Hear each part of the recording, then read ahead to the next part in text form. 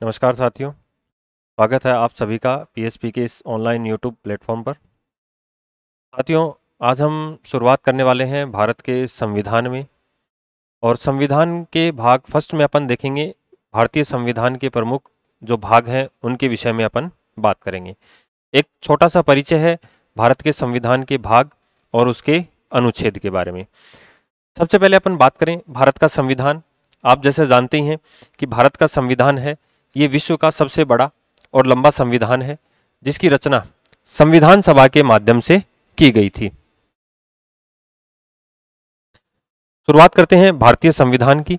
भारतीय संविधान में अपन बात करेंगे कि भारत का जो संविधान है, संविधान में एक प्रस्तावना दी गई है, साथ ही इसके 22 भाग हैं, 395 395 आर्टिकल्स अनुच्छेद हैं और शेड्यूल्स 12 अनुसूचियां हैं। यहां हम आपको बता दें कि ये जो 12 अनुसूचियां हैं ये मूल संविधान में केवल 8 थी। बाकी जो 4 अनुसूचियां हैं वो बाद में विभिन्न संविधान संशोधनों के माध्यम से जोड़ी गई हैं।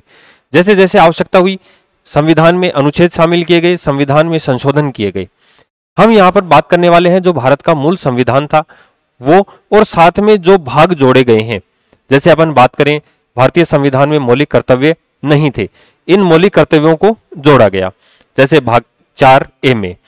इसके अलावा और भी भाग हैं, जैसे 9A है, 9B है, या इसके अलावा अपन बात करें नगर निकाय हैं, पंचायतें हैं, ये सब भारतीय संविधान में जोड़े गए।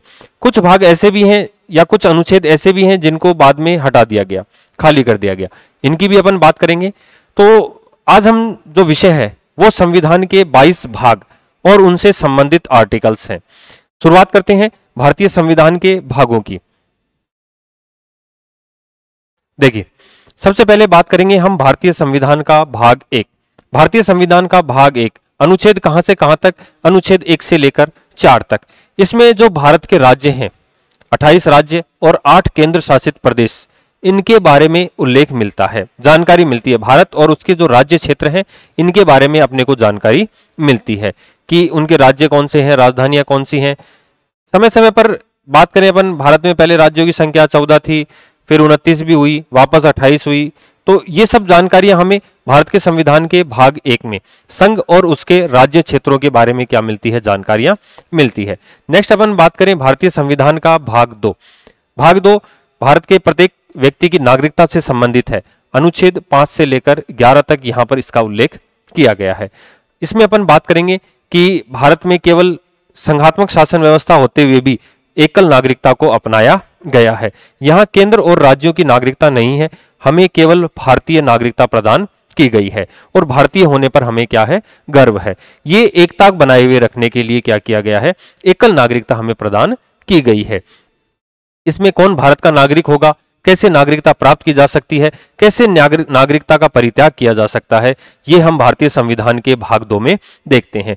भारतीय संविधान की अपन बात करें भाग 3, मोस्ट इंपोर्टेंट, भारतीय संविधान का मैग्ना कार्टा कहलाता है, जिसमें भारतीय नागरिकों को दिए गए मौलिक अधिकारों का उल्लेख किया गया है। ये भारतीय संविधान के भाग 12 से 35 में, अनुच्छेद 12 से 35 में, भाग 3 में इनका उल्लेख किया गया है। आप सब लोग जानते ही हैं कि भारतीय संविधान के भाग 3 में 7 मौलिक अधिकार प्रदान किए गए थे जो मूल भारतीय संविधान था इसमें, लेकिन संपत्ति के अधिकार को 44 कॉन्स्टिट्यूशन अमेंडमेंट एक्ट के माध्यम से यहां से हटा दिया गया और कानूनी अधिकार के रूप में स्थापित कर दिया गया। वर्तमान में जो संपत्ति का अधिकार है अनुच्छेद 300 के अपन देखेंगे, उसके तहत एक कानूनी अधिकार बना दिया गया है। भारतीय संविधान का सबसे विस्तृत भाग भी अगर अपन बात करें तो मौलिक अधिकारों से संबंधित है। नेक्स्ट अपन बात करें भारतीय संविधान के भाग 4 की, तो भारतीय संविधान का भाग 4 ये संबंधित है राज्य के नीति निर्देशक तत्वों से। अनुच्छेद 36 से 51 भारतीय संविधान का भाग 4 राज्यों को क्या देता है, निर्देश देता है नीतियां निर्माण करने के। और यदि क्वेश्चन पूछा जाए कि भारतीय संविधान का कौन सा भाग राज्य को कल्याणकारी बनाता है, तो ये भी हम बात करेंगे भारतीय संविधान के भाग 4 से। इसमें ग्राम पंचायतों का गठन, समान कार्य के लिए समान वेतन, समान नागरिक सिविल संहिता, महिलाओं को प्रसूति अवकाश, पिछड़े वर्गों के विकास, मिड डे मील योजना, महात्मा गांधी नरेगा योजना, ये सब योजनाएं अपन देखेंगे। तो ये राज्य किसके माध्यम से, नीति निर्देशक तत्वों के, आयरलैंड के संविधान से इनको यहां पर शामिल किया गया है। भारतीय संविधान का भाग 4 नेक्स्ट अपन बात करें भारतीय संविधान के भाग 4 क की या 4A जो मूल संविधान में नहीं था। बात करें मौलिक कर्तव्यों की जो अनुच्छेद 51 क में शामिल किए गए हैं। ये जैसा कि सभी को विदित है कि भारत के संविधान में नहीं थे। सरदार स्वर्ण सिंह समिति की सिफारिश पर 42वें संविधान संशोधन द्वारा इन्हें भारतीय संविधान में शामिल किया गया। मूल संविधान में नहीं थे, बाद में 10 मौलिक कर्तव्य शामिल किए गए और वर्तमान में 11वां मौलिक कर्तव्य भी इसमें शामिल किया गया है, जो माता पिता का कर्तव्य है कि अपने बच्चों को प्राथमिक क्या दिलवाएंगे, शिक्षा दिलवाएंगे। तो ये भारतीय संविधान का भाग 4 का है। नेक्स्ट अपन बात करें भारतीय संविधान का भाग 5, मोस्ट इंपोर्टेंट, जो अपनी केंद्र सरकार है इसके बारे में हमें क्या करता है, विस्तृत जानकारी देता है। भारतीय संविधान का भाग 5 अनुच्छेद 52 से लेकर 151 तक हमें केंद्र सरकार के बारे में, केंद्र सरकार के 3 अंग व्यवस्थापिका, कार्यपालिका, न्यायपालिका। व्यवस्थापिका जिसमें संसद, राष्ट्रपति, लोकसभा, राज्यसभा। संसद का निर्माण किनसे मिलकर, राष्ट्रपति, लोकसभा और राज्यसभा। वहीं बात करें अपन कार्यपालिका, देश का प्रथम नागरिक, राष्ट्रपति, उपराष्ट्रपति, प्रधानमंत्री, मंत्रिपरिषद और महान्यायवादी। न्यायपालिका जिसकी अपन बात करते हैं सर्वोच्च न्यायालय, सुप्रीम कोर्ट, और इसमें न्यायाधीश जो वर्तमान में 34 न्यायाधीश क्या हैं उसमें शामिल हैं। तो भारतीय संविधान का भाग 5 किससे संबंधित, संघ सरकार। तो सीधी सी बात है भाग 6 किससे संबंधित होगा, राज्य सरकार से। क्रम वाइज याद करेंगे तो हमें अनुच्छेद भी याद हो जाएंगे। इसमें बात करें अनुच्छेद 152 से 237, वही व्यवस्थापिका, कार्यपालिका और न्यायपालिका, केवल नाम में परिवर्तन है, सरकार का वही ढांचा है, क्योंकि भारतीय संविधान संघात्मक शासन व्यवस्था को अपनाता है जिसमें शक्तियों का विभाजन संविधान द्वारा केंद्र और राज्यों की सरकारों में किया गया है।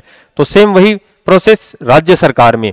भारतीय संविधान का भाग 6, भारतीय संविधान का भाग 7 हमें ध्यान रखना है, इसको भारतीय संविधान में वर्तमान में खाली छोड़ा गया है, हटा दिया गया है 7वें संविधान संशोधन द्वारा। अनुच्छेद 238 वर्तमान भारतीय संविधान में खाली अनुच्छेद है। नेक्स्ट अपन बात करें भारतीय संविधान का भाग 8। भाग 8 भारतीय संविधान के केंद्र शासित प्रदेशों से संबंधित है। भारतीय संविधान में अपन बात करें वर्तमान में 8 केंद्र शासित प्रदेशों का उल्लेख है। अभी 9 हो गए थे, लेकिन दादर और नागर हवेली और दमन एंड दीव को क्या कर दिया, 1 कर दिया।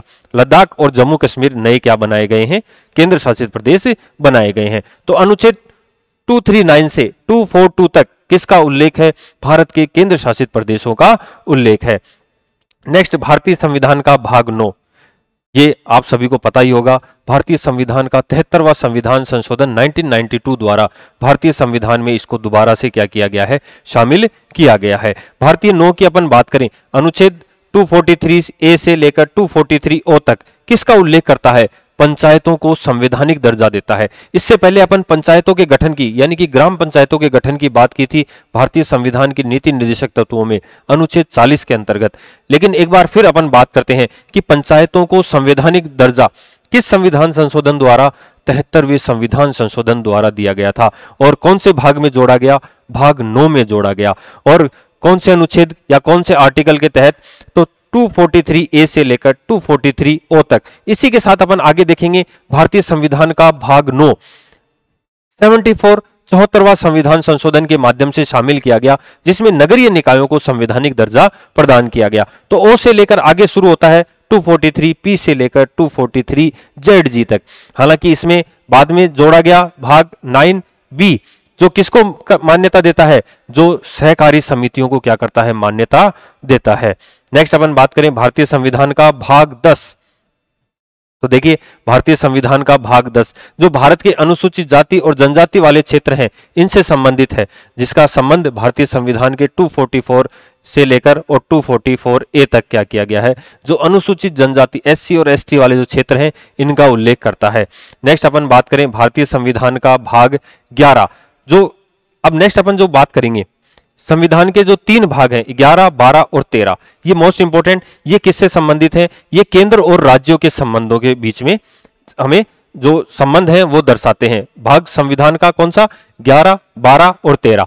देखिए हम बात करेंगे ये तीनों संबंध, भारतीय संविधान का भाग 11, 12 और 13। एक साथ क्वेश्चन पूछता है कि भारतीय संविधान में केंद्र और राज्यों के बीच में संबंधों का उल्लेख किस भाग में है। तो ध्यान रखना भाग 11 भी, भाग 12 भी और भाग 13 भी तीनों का हमें क्या करता है, संबंध दर्शाता है। भाग 11 में केंद्र और राज्यों के बीच में कौन से विधायी, कानूनी और प्रशासनिक संबंध बताता है।